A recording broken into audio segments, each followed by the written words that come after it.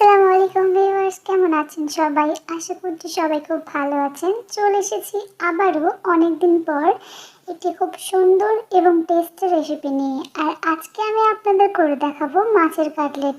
এই রেসিপিটা যদি আপনারা বাড়িতে একবার তৈরি করেন তাহলে কিন্তু বারবার তৈরি করতে ইচ্ছে করবে, আর এটা খেতে অনেক অনেক বেশি টেস্টি লাগে। তো চলুন শুরু করছি আজকের রেসিপি। তো সবার প্রথমে আমি এখানে 2 পিস মাছের দাগা নিয়ে নিয়েছি, 2টো মাছের পিস নিয়ে নিয়েছি এবং সেটাকে নুন হলুদ মাখিয়ে ভালো করে তেলে ভেজে নিয়েছিলাম। এরপর এই মাছ থেকে মাছের কাঁটাগুলোকে আমি ছাড়িয়ে নেব।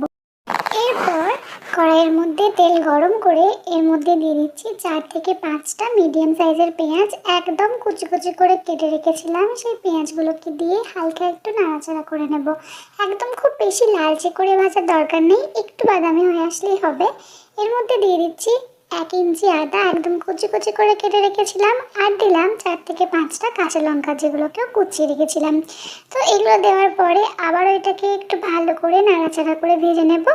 এরপর কিছু মশলা অ্যাড করব, আর যে মশলাগুলো দেব সেগুলো হলো 1/2 চামচ লঙ্কার গুঁড়ো, 1/2 চামচ জিরের গুঁড়ো, 1 চামচ হলুদ গুঁড়ো। হলুদের পরিমাণটা অন্য মশলার থেকে একটু কম ব্যবহার করতে হবে। আর দেব 1/2 চামচ ধনে গুঁড়ো। এরপরে সবগুলো মশলাকে আবারও একটু ভালো করে নাড়াচাড়া করে ভেজে নিতে হবে। মশলাটাকে একটু ভালো করে মিশিয়ে নিলে কিন্তু মাছের যে পুরটা, কাটলেটের পুরটা তৈরি হবে সেটা কিন্তু খেতে অনেকটা টেস্টি হবে, অনেকটা ভালো লাগবে। তার জন্য মশলাটাকে ভালো করে মিশিয়ে নেওয়াটা খুবই জরুরি, যতক্ষণ না এই কাঁচা গন্ধটা যাচ্ছে ততক্ষণ পর্যন্ত। এরপর এর মধ্যে দিয়ে দিলাম পরিমাণ মতো নুন। নুনটা আমি এখানে 1/2 চামচের একটু কম ব্যবহার করেছি, যতটা আমি যে পরিমাণ মাছ বা আলু ব্যবহার করবো সবগুলোর জন্য অতটা নুনে যথেষ্ট ছিল।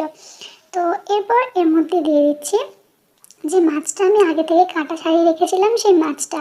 এই মাছটা দেওয়ার পরে আবারও এটাকে ভালো করে 3-4 মিনিট মতো নাড়াচাড়া করে ভেজে নিতে হবে। এরপর আমি আগে থেকে 2টো বড় সাইজের আলুকে সেদ্ধ করে ম্যাশ করে নিয়েছিলাম, সেই আলুগুলোকে এর মধ্যে দিয়ে দিতে হবে।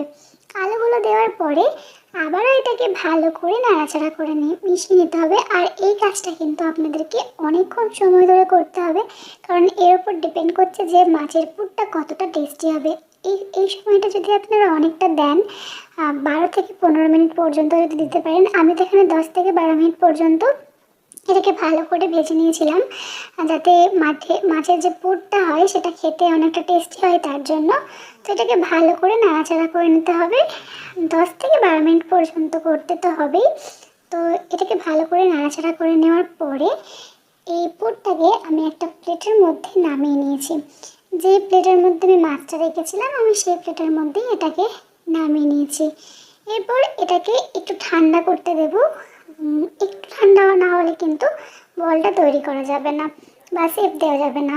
তো এরপর একটা বাটির মধ্যে অল্প একটু আটা এবং 1 চিমটে লবণ দিয়ে একটা জল দিয়ে ভালো করে একটা পাতলা ব্যাটার তৈরি করে নেব, পাতলা গোলা। এটা অ্যাকচুয়ালি কর্নফ্লাওয়ার বা ময়দা দিয়ে করতে হয়, কিন্তু আমি একটু নতুনভাবে এক্সপেরিমেন্ট করতে চেয়েছিলাম। আমার বাড়িতে আটা বা ময়দা বা কর্নফ্লাওয়ার কোনোটাই ছিল না, তাই ভাবলাম আটা দিয়ে করি।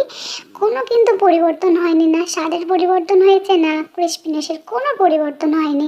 তো এরপর ওই যে পুরটা ছিল সেটা দিয়ে ফার্স্টে আমি সবগুলোকে বল করে নেব। এইভাবে একটা একটা করে বল করে রাখলে কী হয়, লাস্টে কিন্তু সুবিধা হবে এবং জিনিসটা অনেকটা তাড়াতাড়ি হয়ে যাবে। তো সময়টা যাতে বাঁচে আর তাড়াতাড়ি হয়ে যায় তার জন্য প্রথমে আমি এটাকে বল করে নিয়েছি, এবং তারপর আপনাদের যে যা ইচ্ছা মতো আপনারা কিন্তু শেপ দিয়ে নিতে পারেন। আমি যেভাবে দেখাচ্ছি আমি এইভাবেই শেপটা তৈরি করেছিলাম এবং বেশিরভাগ দিন আমি এভাবেই তৈরি করে থাকি। আপনাদের যার যেরকম ইচ্ছা যে যেভাবে পারেন সেভাবে কিন্তু শেপ দিয়ে নিতে পারেন। তো দেখুন এইভাবে শেপটা দিলেই হবে। আমার ভিডিও যদি আপনাদের ভালো লেগে থাকে তাহলে কিন্তু অবশ্যই আমার চ্যানেলটা সাবস্ক্রাইব করবেন এবং লাইক করবেন, শেয়ার করতে ভুলবেন না। এইভাবে আমি প্রত্যেকটাকে শেপ দিয়ে নিয়েছি। এরপর যেটা করতে হবে সেটা হচ্ছে যে এই পিসগুলোকে কোট করতে হবে ব্রেড ক্রাম্বে। ব্রেড ক্রাম্বটা আপনারা বাজার থেকে কিনতে পারেন বা বাড়িতেও তৈরি করতে পারেন, আপনাদের যেটা ইচ্ছা। তো এবার এটাকে যেটা করতে হবে, আপনারা চাইলে সিঙ্গেল কোটও করতে পারেন বা ডাবল কোটও। আমি এখানে ডাবল কোট করেছিলাম। তো প্রথমে একবার ব্রেড ক্রাম্বটা চুবিয়ে ভালো করে এই যেভাবে আমি দেখাচ্ছি সেভাবে করছিলাম। তো তারপর সেটাকে ওই যে ব্যাটারটা আছে তাতে চুবিয়ে আবার একবার কোট করে নিতে হবে। আমি আপনাদের সুবিধার জন্য খুব ভালো করে দেখাচ্ছি, দেখে নিন কীভাবে করতে হবে। দেখুন খুব সুন্দরভাবে তৈরি হয়ে গেছে আর দেখতেও কিন্তু খুব সুন্দর লাগছে। এইভাবে আমি সবগুলোকে ভালো করে ব্রেড ক্রাম্ব দিয়ে কোট করে নিচ্ছি।